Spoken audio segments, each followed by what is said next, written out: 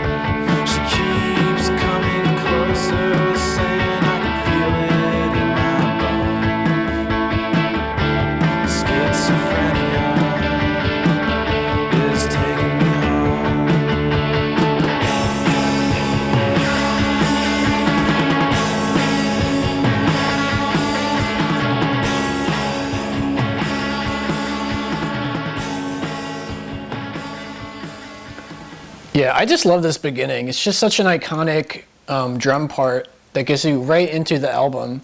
And even the song lyrically is kind of interesting because, it's about a schizophrenic person.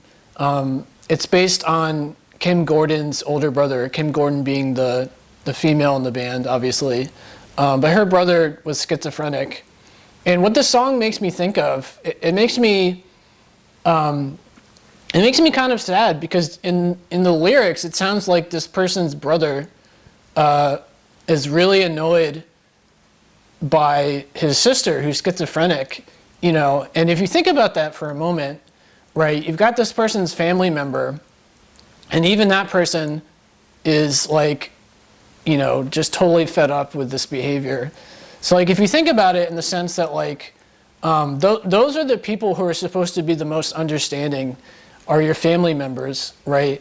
If your brother was schizophrenic, you would imagine that in an ideal world, you would be pretty sympathetic to them, to their issues. But it sounds like this person is kind of over it. And so I feel sad for the schizophrenic, right? Because if their family can't even be sympathetic and empathetic, then who else will, right? I mean, random people are just going to look at their behavior and be, scared or terrified or whatever it is, or afraid, So this poor person, their life is just kind of as low as it can possibly get in a way. And there's a set of lyrics right after this clip that really stood out to me. He sings, "My future is static, it's already had it."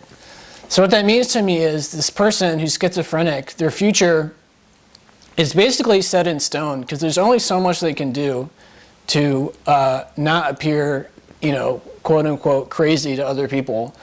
So the future's already had it in the sense that like their life is just kind of like rolling a boulder up the hill like Sisyphus, right? It's just a constant uphill battle, which they probably won't ever win. So it's a really depressing song, but I'm glad that they, you know, tackled this kind of touchy subject, you know. So I can dig it. So anyway, that's Schizophrenia. Just an iconic beginning, again. So let's move on to track 2, which is another favorite of mine. It's called Catholic Block.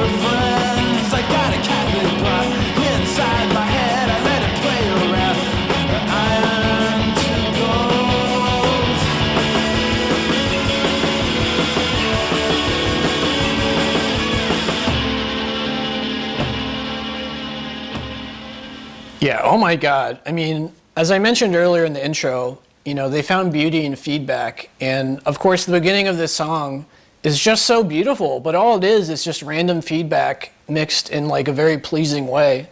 It's just a really beautiful song. And that's before the actual song even starts. You know, the actual song, Catholic Block, is also really catchy and memorable. And I've always found it to be kind of funny because it seems to be about a guy talking to his friend, and this guy's very Catholic, right? And as far as he's concerned, you know, he's got his life figured out because if he just follows the Catholic code per se, you know, as he says, he's going to live forever. You know, his life and what he's supposed to do with his life is generally like already figured out. Whereas his friend, who's opposing all of this, is, you know, in for a rough ride because he's got to figure out everything on his own, right? He's got to figure out his own morals, his own code of ethics, so to speak. So it sounds like the guy who's Catholic is kind of like a little snooty, maybe. I don't know. I always got that impression. You know, he kind of feels like above his friend a little bit because his friend, to him, maybe is like a little lost.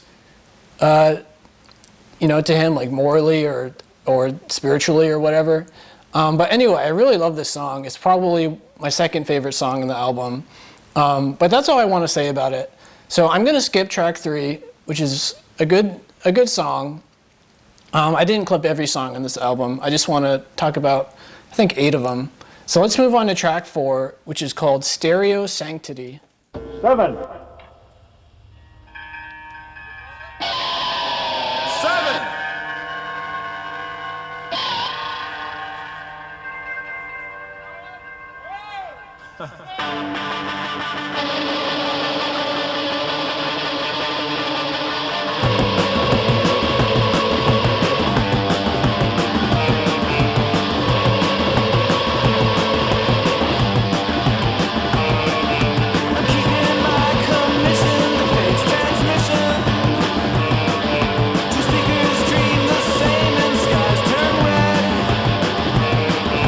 'Satellites flashing down our good and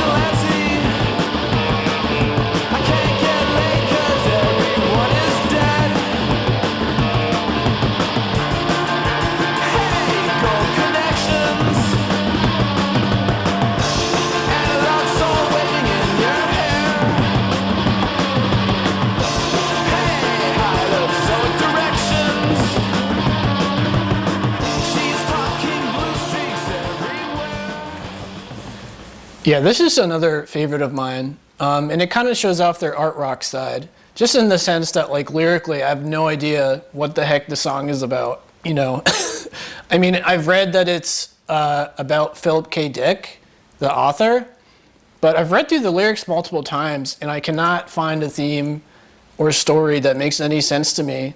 So I appreciate this song in the sense that like, you know, it's a little surrealistic maybe, and by that I mean like, you know, the words match a melody, which match a mood, and you're not exactly sure what the heck the mood or the story is. So like, you end up liking the song sonically, but you have no idea what the heck he's talking about. And they're just kind of like playing around with you a little bit, you know, in the sense of like, we can make a song work, we can make it sound like there's a story here, but there's no story here.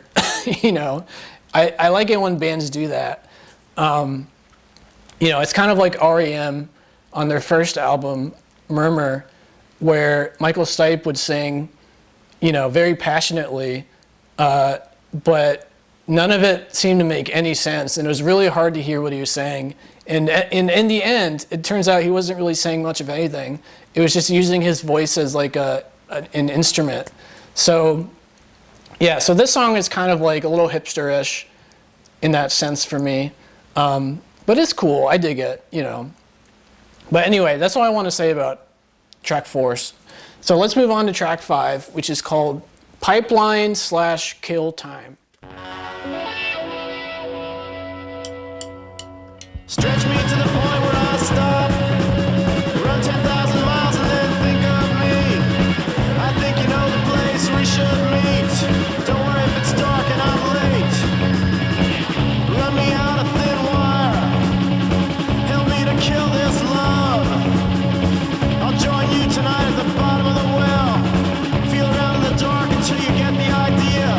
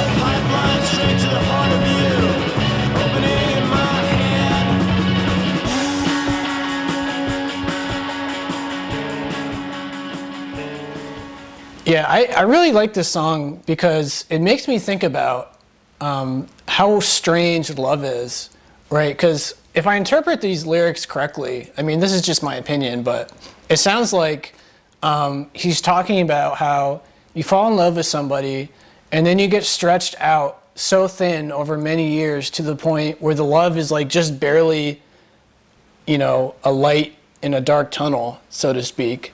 So like, even if you really love somebody, it's just eventually going to get to a point where like you get really annoyed by the things they do, you know, or maybe you get a little envious of like other people and their, you know, beautiful wife or whatever.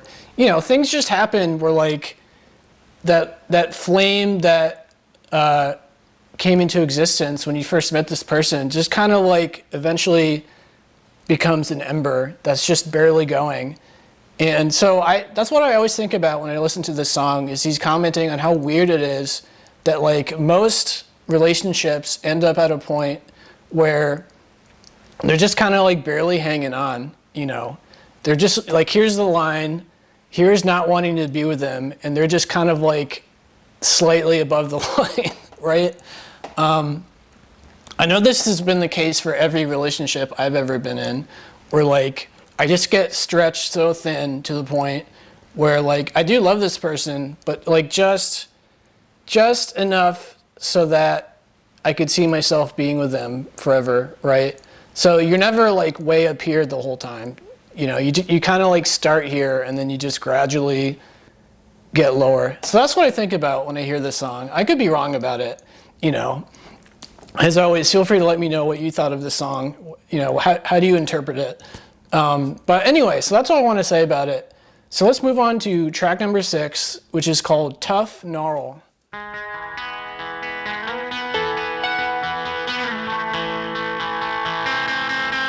He's running on a tough gnarl in his head. He's got a fatal erection, home in bed. He's really smart and he's really fast. He's got a hard-tit killer fuck in his past. Saints preserve us and hot young stuff. The saving grace is a sonic pig cop. Amazing grazing, strange and raging. Flies are flaring through your brains. Spastic flailing, literally racing my road. And a mental box explodes in music, creates utopia. You're not on my nerves, you win and crush the cranking launch. Flesh, dirt, force, peel, lost and found. Let's burn your broken hearts. Set our sights on sights, not yet set. Let's scorch your wave away. Just poke your eyes out.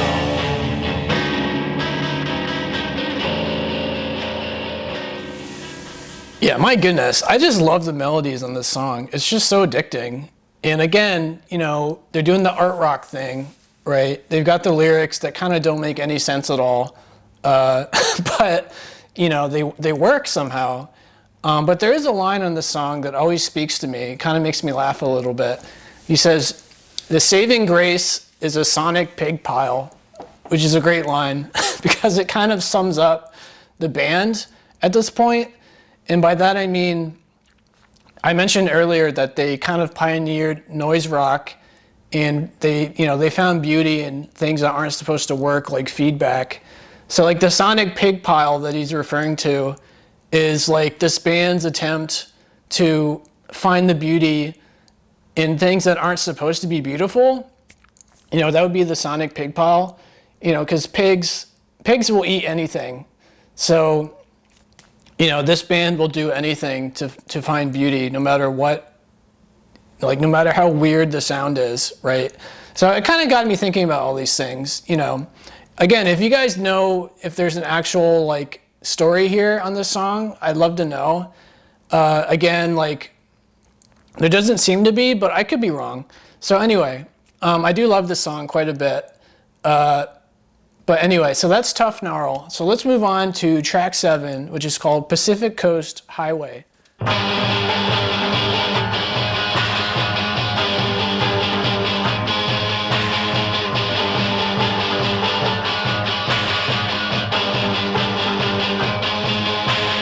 Come on, get in the car. Let's go for a ride somewhere. I won't hurt you as much as you hurt me. Let me take you there before the sun goes down. Come on, give me your love. Come on, baby, all you have. I wanna take your breath away. Come on, baby, just like that you say. You make me feel so crazy. Come on, get in the car. Let's go for a drive somewhere. I won't hurt you. You make me feel so crazy.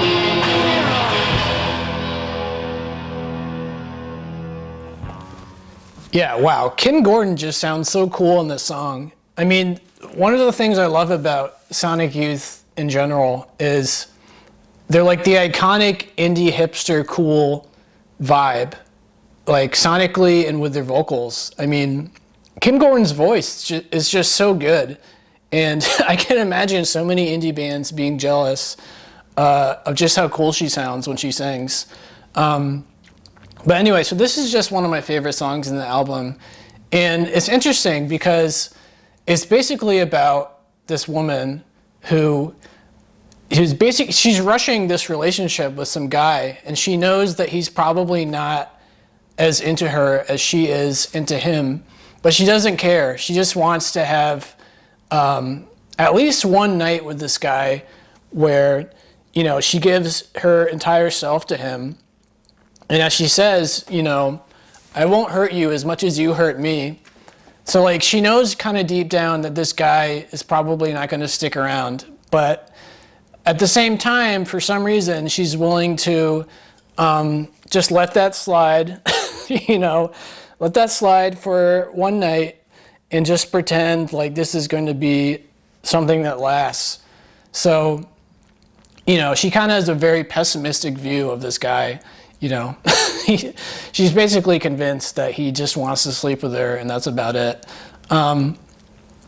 Which I guess if you think about it, that's probably a good outlook in the sense that like you don't want to get your hopes up so high that when you get disappointed, you're like, what? I don't get it. I thought we had a great time. He seemed into me, right? She seemed into me. You know, what happened? So as far as she's concerned, like, she wants at least one great night, and if it doesn't work after that, well, you know, whatever. So it's kind of an interesting song. It's an interesting philosophy. I like it. But anyway, let's move on to the next track, which is another favorite of mine. It's called Hot Wire My Heart.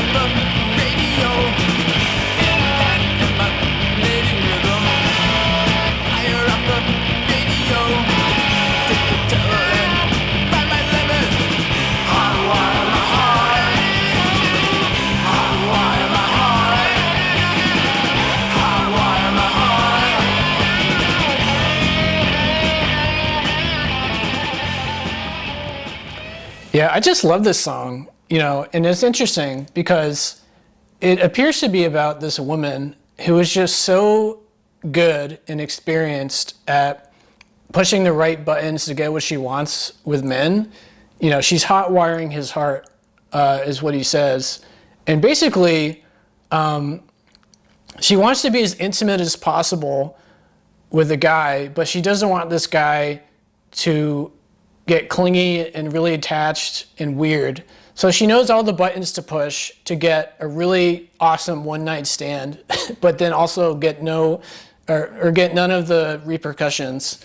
So this poor guy, right, he says he's sick of that incision, Nazi operation, got my station, right? So that means that like on some level, he kind of knows what's going on with this girl. Like he knows that he's being used, basically. But since she's pushing all the right buttons, in the moment, he's loving it. So, right, because he says, take the terror and find my limit.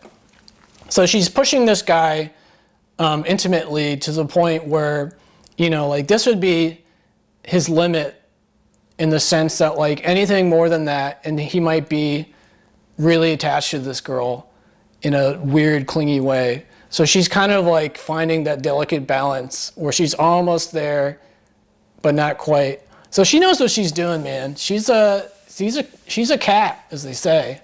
She's a sexy cat getting what she wants. So I dig this song quite a bit. And again, just sonically, it's a really memorable song. But anyway, so there's one last song I want to talk about with you guys. It's track 9. It's called Cotton Crown. So let's check it out.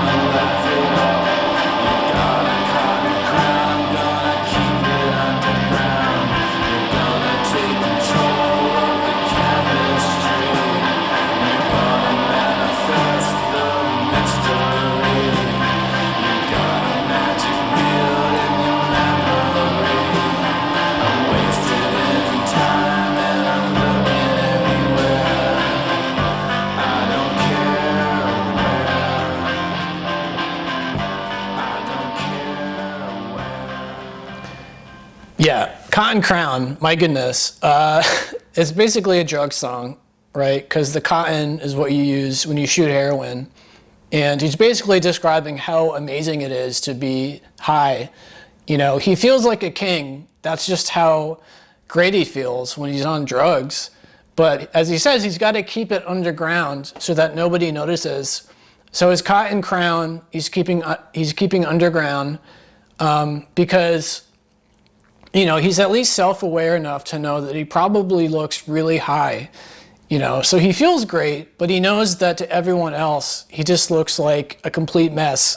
So it's this really weird state of mind that I don't ever want to be in, where you feel on top of the world, you feel like a king, but you can't let anybody know because they'll know that something's wrong. So I like this song quite a bit. You know, it's talking about all these kinds of things. But anyway, that's the last song I want to talk about with you guys. Again, this record is just really playful. It's a really kind of noisy, arty, let's find beauty in weird things type album, which I really appreciate. And, you know, as I mentioned, their album that came after this, Daydream Nation, is probably their best album. I would definitely recommend it very highly. But I think this one kind of gets lost in the clutter a little bit, you know. But I think it's really wonderful. And again, you got kind of a cool cover art here. Although, like, I want to say one thing. What is the deal with indie bands and naked toddlers? I just, like, you've got Nirvana, you've got, or some other ones. There's like a few other ones I have where they have like naked children. And I just like, okay, whatever, you know. But anyway. So yeah, it's a really interesting album. Ken Gordon and Thurston Moore just sound so cool and hip.